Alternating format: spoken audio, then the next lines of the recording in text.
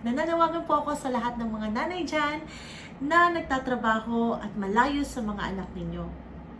Ako po si Gina, nagmula po ako sa bayan ng Sorsogon. Ako ay isang OFW dito sa Dubai. Dati, malayo din po ako sa aking anak.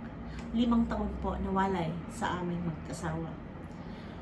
Pero po, nung natagpuan ko ang negosyong to, nakuha ko na po siya at magkakasama po kami ngayon.